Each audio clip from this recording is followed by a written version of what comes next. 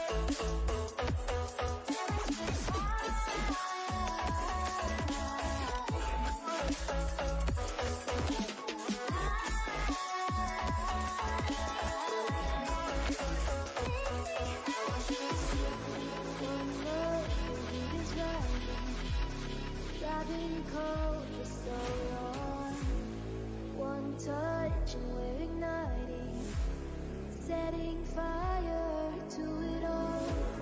You know these flames ain't going out. This building is crumbling to the ground. Don't think that we can stop it now, 'cause baby our love is gonna burn it down. You know these flames ain't going out. This building is crumbling to the ground. Don't think I wanna stop it now, 'cause baby our love is gonna burn it down.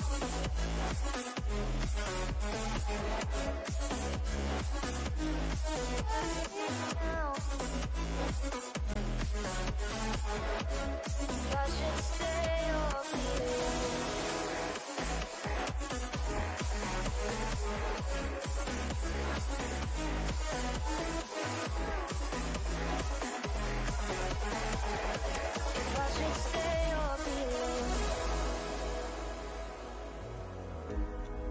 Don't you make up your mind?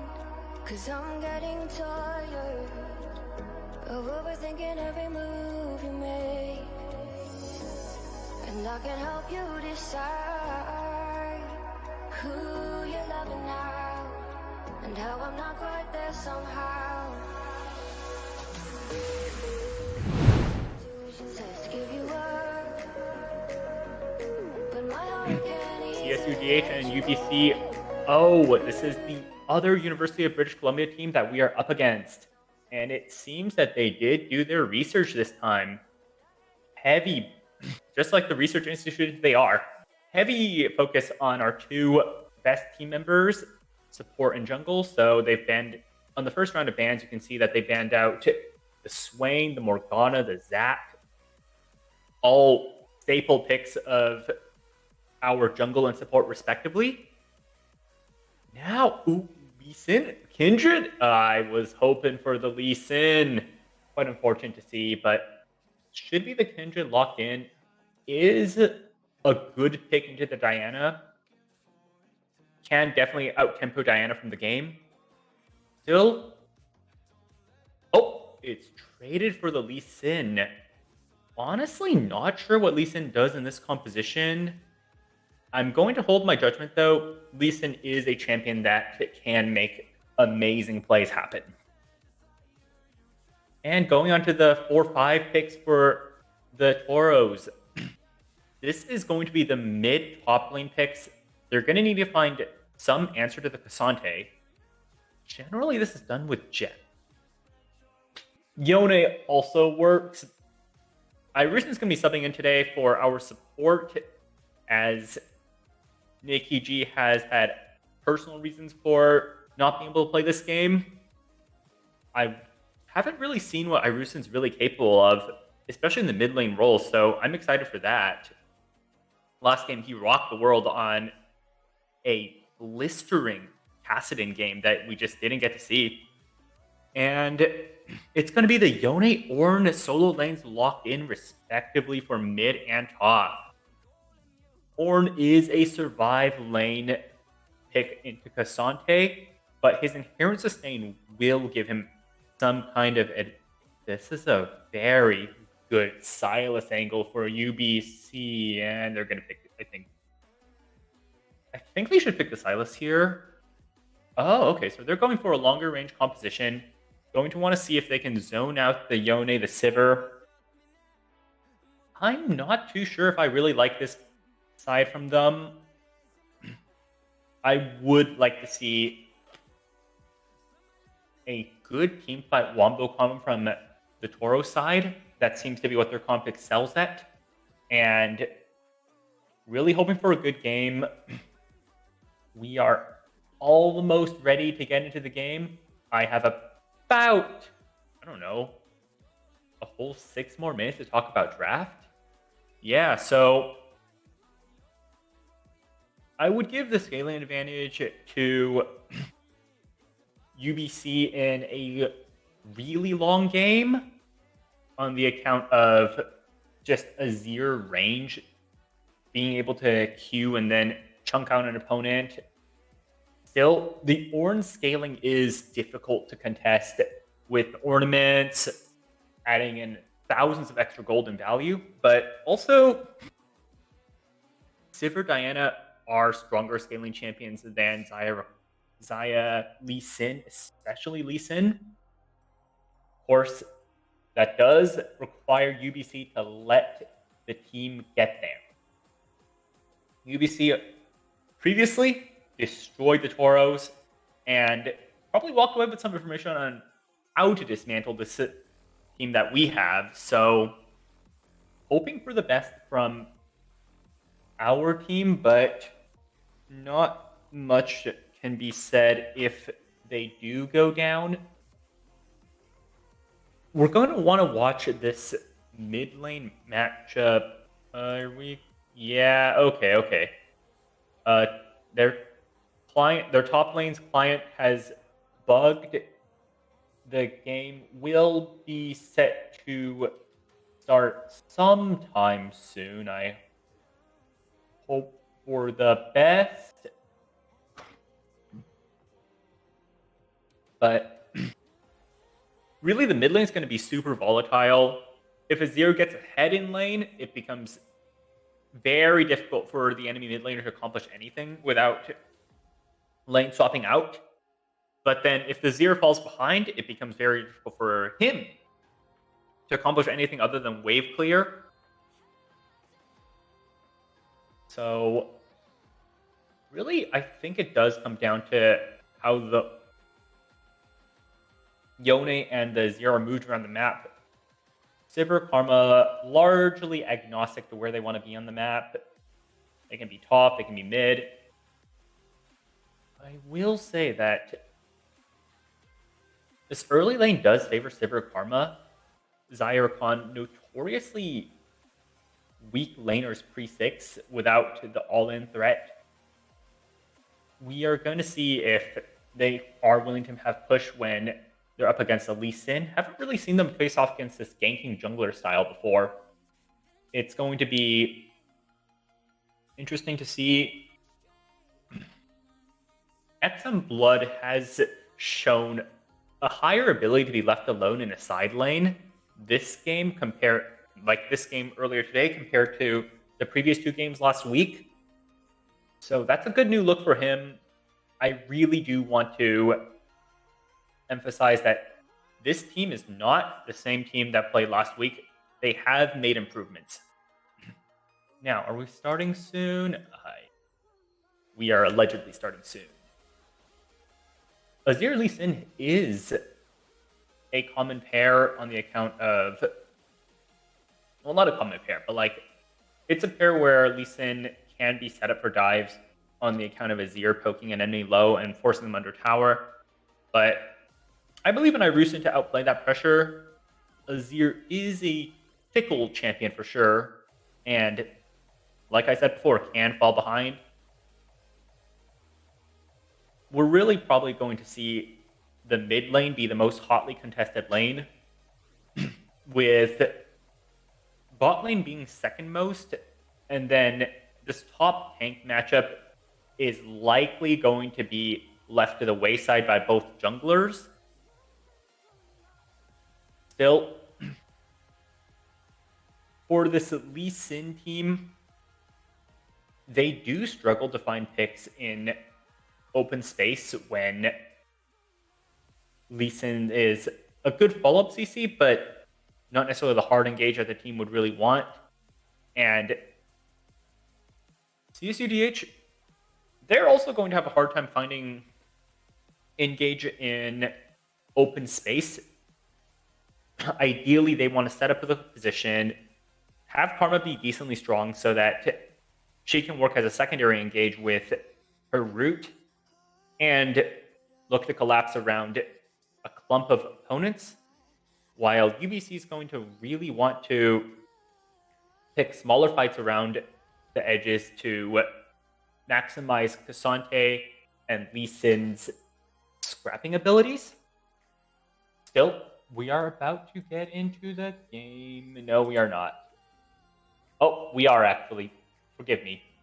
I mean, we are about to start the on-client draft. Anything I haven't mentioned? I will say that the Toros should respect the Lee Sin gank pressure and not look to push too aggressively in the bot lane. Diana should probably start... Diana should probably start opposite side of Lee Sin on the account of losing tools to Lee Sin at level 3, level 4. So we'll see if the Toros can establish that information and play accordingly. I will say that this Azir Yone matchup, I believe, is pretty Azir favored for the first 6 levels, and then it really depends on which team is tracking which ult timers. Cassante Ornn is not a matchup I'm heavily familiar with, unfortunately. It is a matchup that should be easier to set up ganks for on the side of Lee Sin, but at the same time, Diana is the harder scaling champion if she were to decide to go to top lane to collect the gold. Still, Cassante is very slippery, very tanky champion. Not sure if it's the best use of Diana's time to go there. Without the position to necessarily have a winning top lane, it would depend on whether bot lane is winning hard enough to rotate to Rift Herald to see if the Toros can take that early objective. From there on out, the game does become difficult to predict based on player skill, determining who would win lane matchups and who will hit important item spikes first. Last game, XM Blood was able to be put on a side and resources to farm to ad infinitum, while Junior moved around the map to secure flanks and defend positions around objectives. This time we're hoping to look to do the same, but the hard engage on Rakan, Lee Sin, and Cassante will make it a little bit less safe for Karma to patrol Fate bushes with just the tether. I do want to say that Yone's Fate Sealed is a more immediately powerful ability than the Kassadin Riftwalk, but at the same time, doesn't grant Irusen as much ability to check vision as a Kassadin's Riftwalk, although we do have to see which mid laner comes ahead of the lane to determine who has move on the map. Finally, I mean, we still have another 3 minutes to fill space. That's crazy. This is the teams lined up with all their spots. I want to see if any summoner spells are going to be interesting. Oh, dear word. Okay, that's unfortunate. Let me see if I can find it. Unfortunately, neither Professor nor the client can show me what summoner spells are taking this game. What summoner spells, what runes, so I can't really tell you too much on that regard. I will say that top lane runes are going to be kind of difficult to tell. Likely it's going to be Grasp and Grasp, but Horn can throw in the wrench with Unsealed Spellbook, or, God forbid, First Strike. Lee Sin is very much a Conqueror enjoyer, and not much to be done there. There are a few edgy builds of Lee Sin that include something like Electrocute, but overall not worth really considering. Diana's also a champion that runs Conqueror, although, yeah, there's really not any reason you wouldn't run Conqueror on Diana. She stacks it so quickly. Yone is a champion that could run Conquer or Lethal Tempo.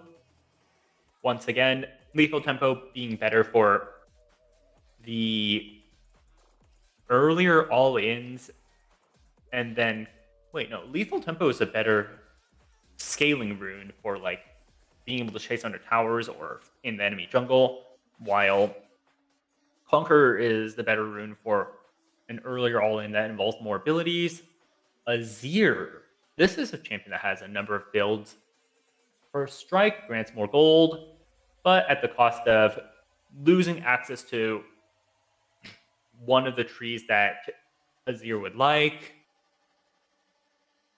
Airy and Arcane Comet both fill a similar role of improving poke compared to First Strike, but do not generate gold, which is pretty important. Still, they still remain open for him to get cookies and other important secondary runes. Sivir is always going to run Lethal Tempo, and so is Zaya.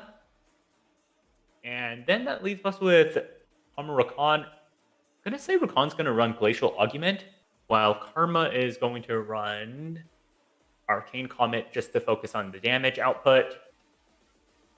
Once Karma is reduced to Shield Bot, well, it's not as important as to what runes Karma is running. And let's see. Okay, so I have almost every rune correct. Gravelord Azir coming in with that spot, and we are about to get into the game. Level 1, who's it going to be? So this is... Okay, so... the blue team is going to...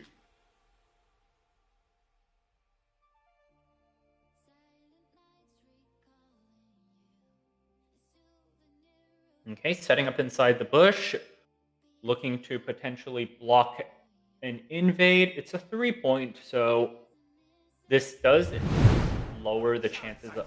This does potentially mean that CSUDH, 3v3, about to show up. Parkboy misses the Q, and I think that's going to be it. No resonating strike. And we are just going to go to our regularly scheduled game unless the late invade's probably going to just put down a ward, and it will. I will.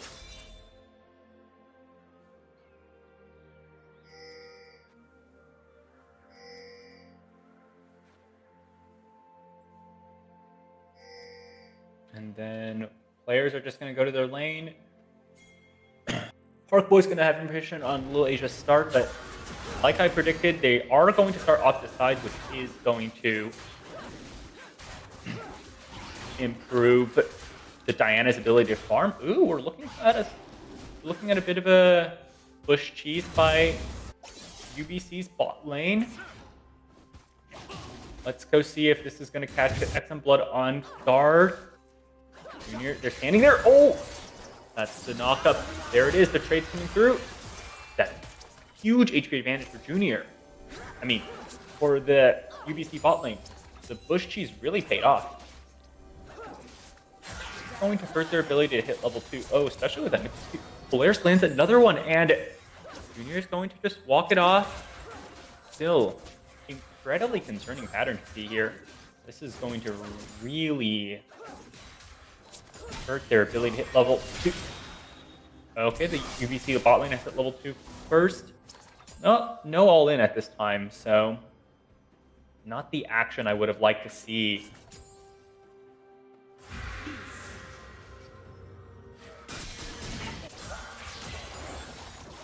Okay, one bit of a miss and a hit. We are just going to see how this lane plays out.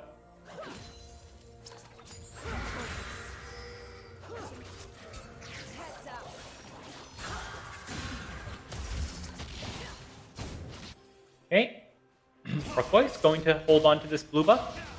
Winter Blast is going to move down, and it's going to be stolen away. Despite the starting off the sides, Little Asia is still contested on that relatively weaker early pick. Luffy pushed into the wave. Okay, Lund is going in. The Ignites come down on both 80 carry and the CSUDH support. And Blood going in one more time, but Polaris is going to go down as response. Still, first Blood going over to UBC and Little Asia Parkboy. Oh my god, Little Asia gets it. That shield came in at just the right moment. One flash versus no flash, though. Parkboy's going to come onto the rift, holding onto that flash. Little Asia being able to potentially get this grab. Winter Blast Zoe unable to walk down and block that. Bruce has been trading a lot of HP with Asuna and has the benefit of not needing mana. One more time. Junior's going to walk down. XM Blood with 2 kills this early in the game could become incredibly devastating. That Berserker Greaves will allow him to proc lethal tempo far more effectively than any other item would at this point in the game. Parkboy's probably going to look to equalize the spot lane. Asuna starting to get low. That's third HP left on that. Is likely gonna have to use that TP to recall and oh no, I don't really like the look of this. Irusen potentially able to go in, has the flash. Both sides have flash. But Arcboy's walking up, and Irusen doesn't know this. Looking like the flash in. Oh, but Irusen has the spear unshackled and returns. Okay, both sides looking to potentially start this 2v2. Arcboy use the Rift Herald. Use the Rift Scuttle and has to walk away from that Scuttle Crab instead. Also, no, low HP, about to go down. No, Irusen's gonna go down, but it's okay. It's just the execute. I don't even think that Asuna has damage there. Still able to force out that flash after flashing for kind of nothing in the earlier skirmish. Luffy trying not to fall behind in this early lane, but it is that lead is starting to accumulate for the Winter Blast. Right, the Blood spell shields that Rakan knockup and is ready to go back in. These pizzas are just taking chunks away. Oh, no unstoppable at this time. The Cassante is not able to get out yet. Little Asia, 2 more autos will do it. And hit. Cassante almost able to escape, but Perk was only level 4. It's a very scary chance to all in. So he just gets over the wall and gets away with their life. Okay. London's low under tower. Not really a dive situation, but both sides know that their jungler isn't near. Okay, Irusen looking to trade aggressively one more time. But maybe wants to force out that Emperor's Divide to see if something can happen before the Lee Sin can hit level 6. 2 more minions will do it. Shurima Shuffle coming through. Irusen goes down without being able to press a button. Okay, Wave's going to be pushed in. That's going to be a pretty big loss of tempo for this Yone mid lane. This could be what the Azir needs to get into the game. Okay. Also, probably going for that new build of Infinity Edge Rush on Yone. Starting with the EF Sword. Doesn't build into a Mythic, but does build into that newly buffed Infinity Edge. Little Asia walking around. Got 2 camps up in the bot side. Going to be a little while before the ideal gank timer comes up. And then Arcboy going to clear out their camps too. Oh, the pings are onto the dragon. This is a position to start it, but no ultimate, no flash. Gonna be difficult for that one to get in. Azir, even though they're strong, not able to really leverage it for this dragon fight, and UBC's about to give it up. Some blood, pops the ultimate, pops the ghost. Ready to chase. Oh, the wombo combo is huge. Polaris almost down, and oh, Polaris is out. Both members of the UBC bot lane slain in an instant. Some blood, just going to clear out this wave. Arcboy's looking for something. I don't think Boros are going to be that risky to walk in range of the Q. Some blood sees it, but spell shields in time to prevent the ult from being able to happen. Although, yeah, that was definitely an angle to ult. Flash ult, I just don't know if that was going to successfully kill through the support being alive. Is he getting traded on? Is Cassante looking for some blood? Oh, but Junior's going down a little low. Still, buttons left to press. Junior's going down? No! Pops the Mantra Q. Polaris goes down. At some blood on a rampage right now. 4-0-1. Sivir is terrifying. Rusin getting a little chunked out. Going to have to play a more passenger role in this game, or going to have to wait until scaling kicks in. Malaysia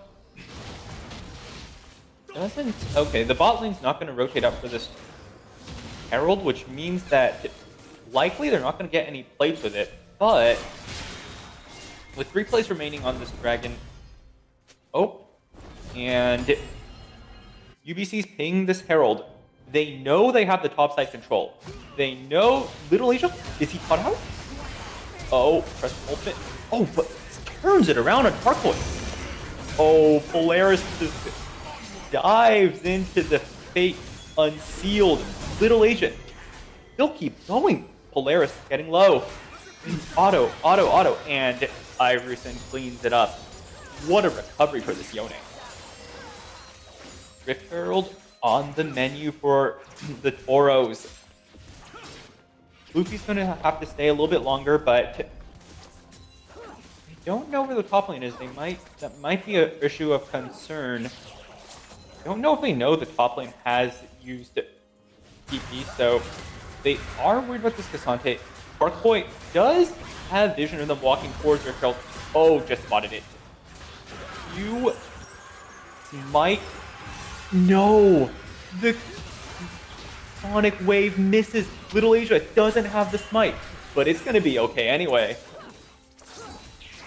Junior's able to zone out this Lee Sin of all things. Still, Junior clearing out the vision. Just really doing everything in his power to get his team ahead this game. Irusen has fully completed Infinity Edge. I wonder what that can do.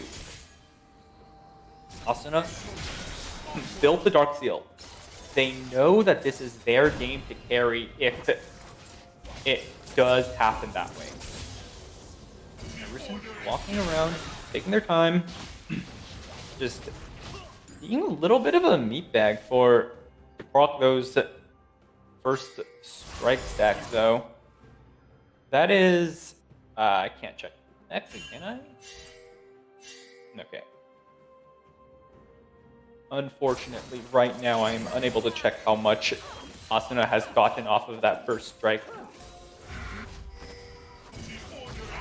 Oh, Asuna's been caught out potentially. Oh, but the Fate Seal missed. Iverson returns to the original position. Going to potentially look to see if he can disrupt these early backs. Oh, Park Boy able to set the recall. The teleport able to come in.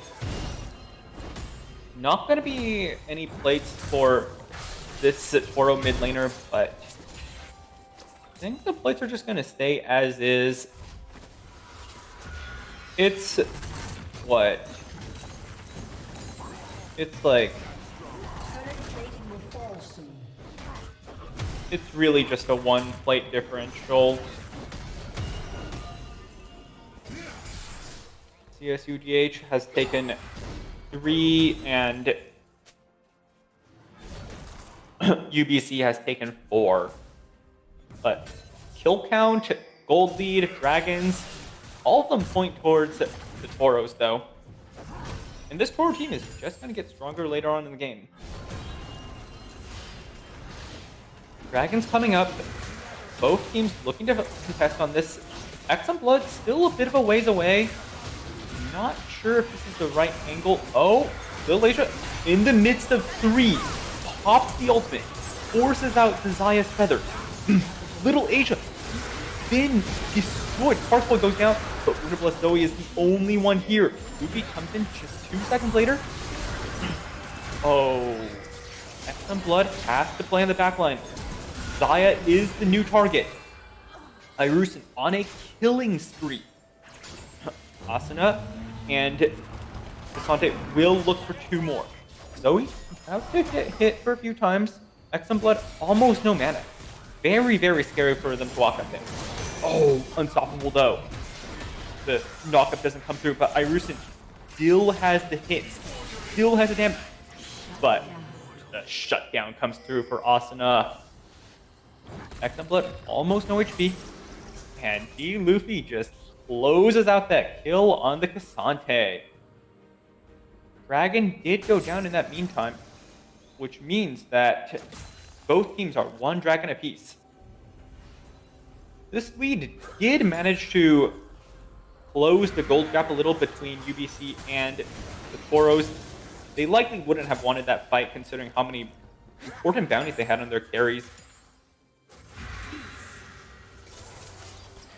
Still.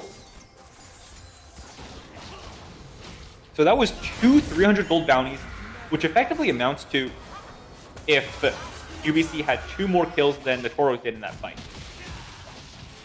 Parkboy looking to steal away this Gromp, but Little Asia going to get heavy with this, heavy up close and personal with this mid tower. Gonna be the first tower in the game to fall, I think. Almost, and there it is.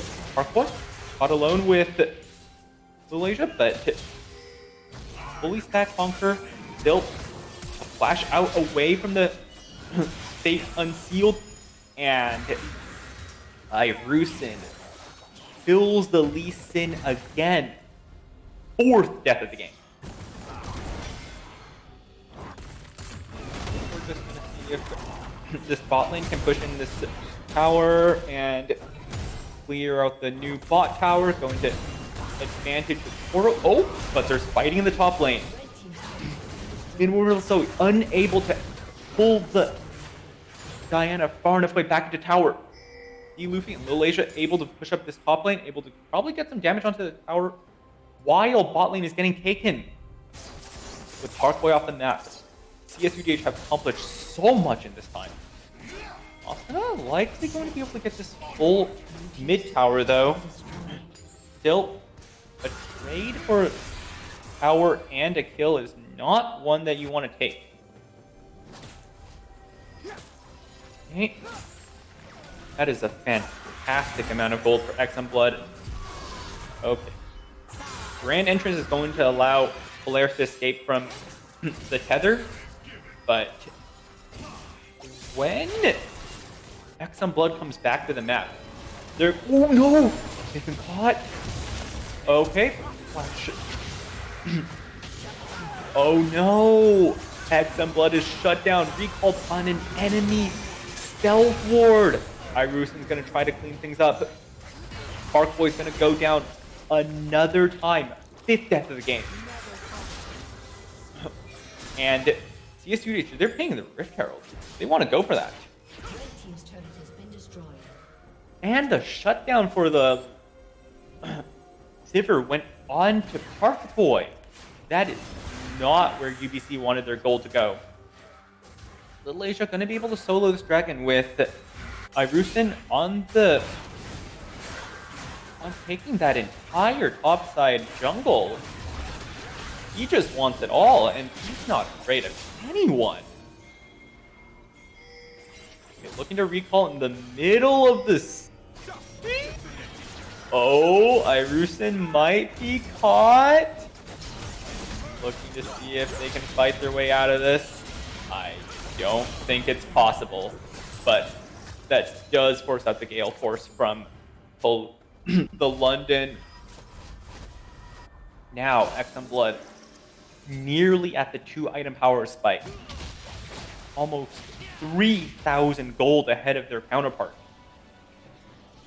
We need to see how the Toros are going to close this game out. Once again, Junior pinging for attention. Wants to move into the position to contest this dragon. Top wave is likely going to take out that top tower. Or not. It's going to be fine. But this is the 5v5. Winterblast Zoe has the teleport. Cassante's moving in.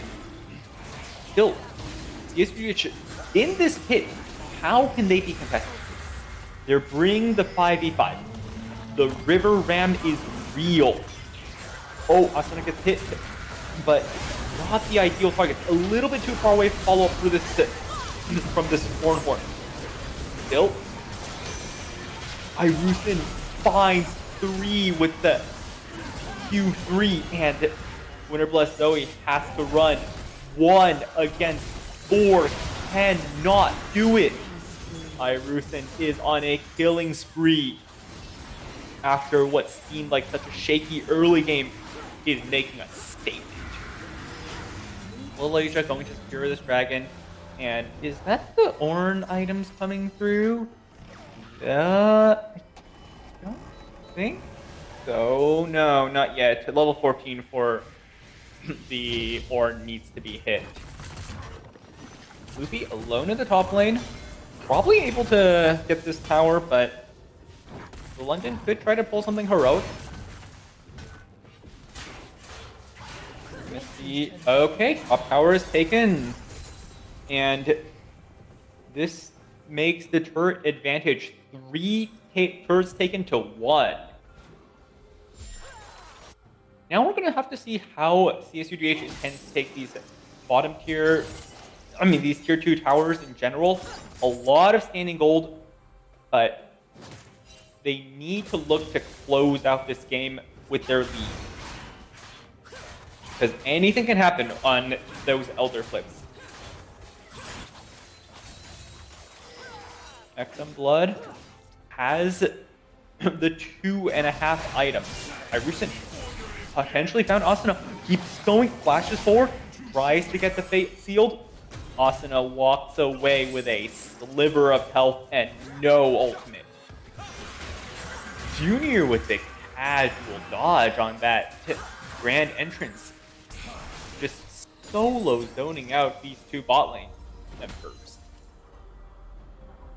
Now, XM Blood looking for more. Oh no, Asuna is caught window shopping and goes down. Irusen able to get this bot tier 2 tower, and that's how they do it. At the same time, the Toros are starting to Baron. Arcboy senses something might be up. Blue trinket dropped. Still. Irusen feeling confident to go for this 1v1. Knows that they have the item advantage. Horn come in. Oh no, the objective bounty has been claimed. Stolen.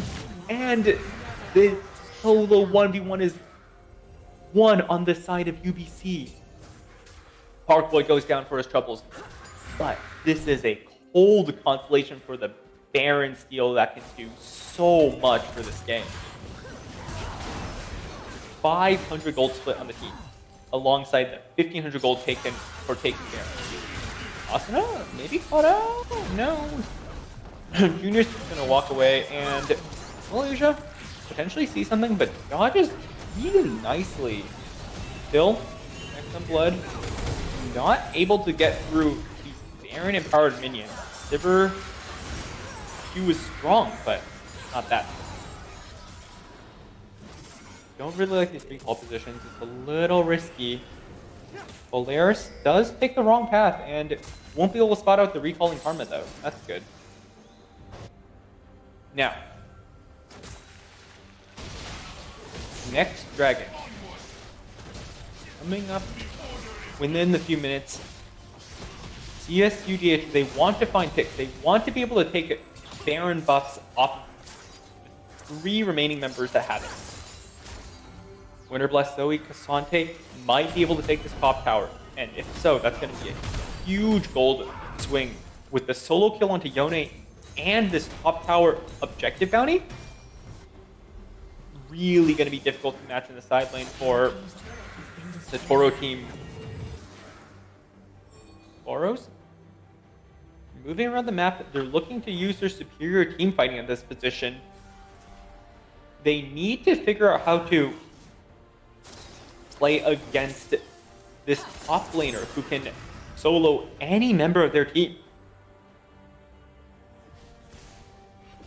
Polaris has the Baron buff, but no minions to buff. Arcoit is alone. looking to escape. Irusen comes through with the Fate Sealed, but it won't be enough. Both teams not necessarily going to be a 5v5 round dragon this time. We're going to see how it can happen. Still little. Oh, 3 people in the bush. Polaris is simply not juicy enough for those to get jumped on there, though. They're looking for bigger fish to fry. Winter Plus Zoe visible in the top lane, but has the TP available, can potentially join the fight, or can choose to stay in the top lane and look to keep pushing the wave. Dragon's about to go down, and Dragon goes down. This time, not even a chance at a steal from Parkboy, who goes down so quickly. Down a complete item and levels to Little Asia. Anderson holding that position. Luffy's looking to match this top lane, but it's a cold comfort for UBC when their 4 members are looking at this mid-tier 2 tower hungry. Okay, no wave to play on. Does give British Columbia a little bit of safety, but next Baron could be it. Next Dragon could be the last thing that they see. Malaysia going to farm up, going to grow the CS League even more. 2 levels up, and it's starting to look a little bit hopeless for Parkboy to get back into this game. We mentioned in draft that this was a Lee Sin that needed to get ahead and stay ahead, and they have not been doing that.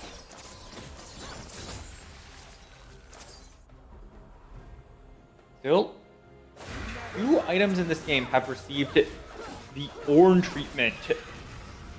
You've got Primordial Dawn, the evolution of Radiant Virtue, and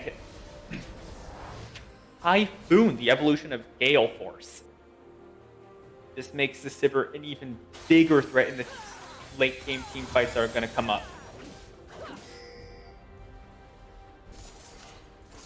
Both teams going to just bounce these waves.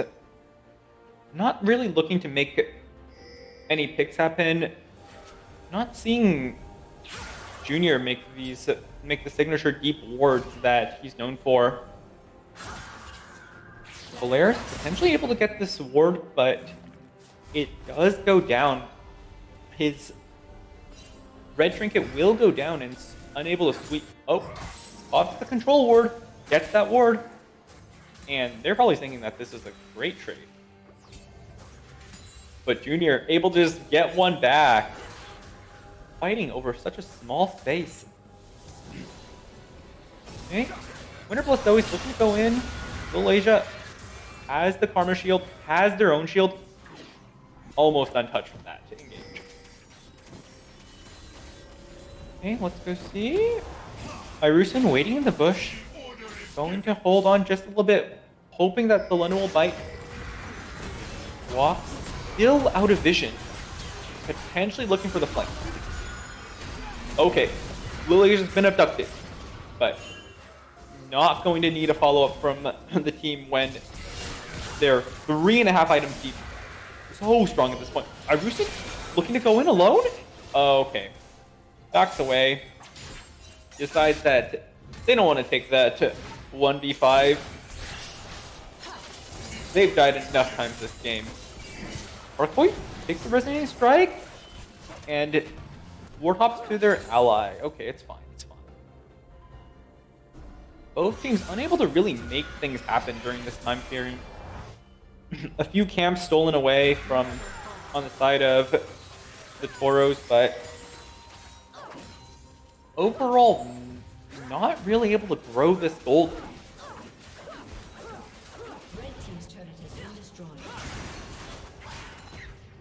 Little Asia maintaining that jungle. Oh, Irusen potentially caught out. No. Polaris doesn't want to go in, knows that there's just not enough damage onto this 3-item Yone. Okay. What can happen next? 3-level lead on this jungler. Parkboy about to... No, not about to ding level 14. Still, it will have to depend on how UBC move this Sante around. Right now, we have to assume that they can solo anyone on the map. Still, the question is obviously, can they 1v2? And the answer is probably not, so gonna just have to rely on teamfight and execution. Get some blood, shielded, spell shielded, nothing to fear. Okay, Radiant Virtue procced again. That does mean that it might not be up for this dragon fight. Parkboy standing alone. Just right in the vision. Irusin going in a bit deep with the blast cone. I like it. Cheeky, cheeky. Parkboy can't land a Q. It is the desperate priority of CSUDH to get this Lee Sin out of the pit. Oh, little Asia goes in. Beautiful moonfall. Asuna gets out with the double dash. Double kill for Irusin. Winter Blast Zoe trying to get the moves in. XM Blood manages to turn it around. Manages to survive. Irusin gets another one. So many kills onto this Yone. One more teleport to the top lane. That's the Soul. And Baron is next on the menu. Okay. Luffy's so alone in the top lane, looking to potentially close this top tier 1 out.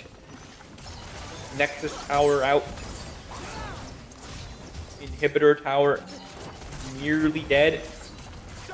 Polaris hitting for all they've got, but it's not even going to do half of the health.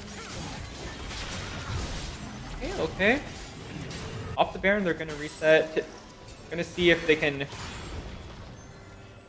look to buy their items and finish this game off.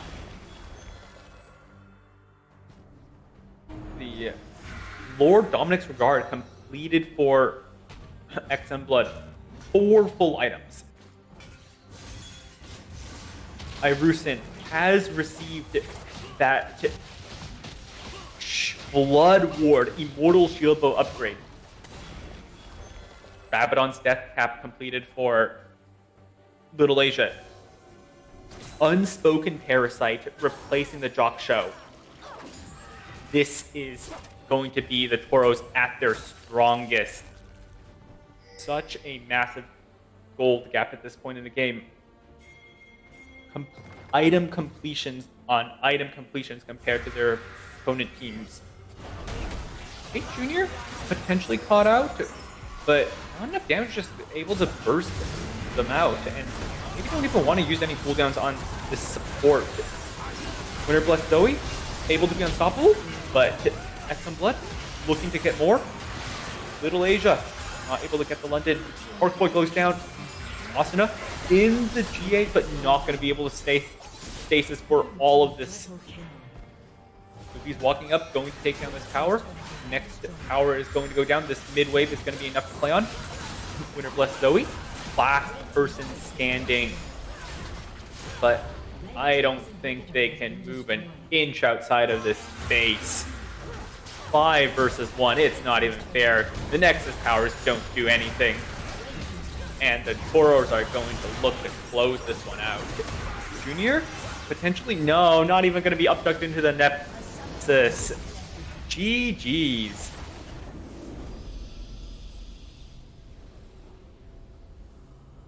All right, and that's going to be it. A 2-0 on the night for the Toros. You love to see it happen. And with some clean team play, too. Won't be able to tell you if Irusin's going to be here to stay. Won't be able to tell you who their new mid is, but this is a good new look for the team. And Alright, just say your goodbyes. I'm gonna kill it. all right, and that's going to be it for the tonight from me, Bitter Love. I'll see y'all later the next time that the Toro team will play League of Legends. Good night.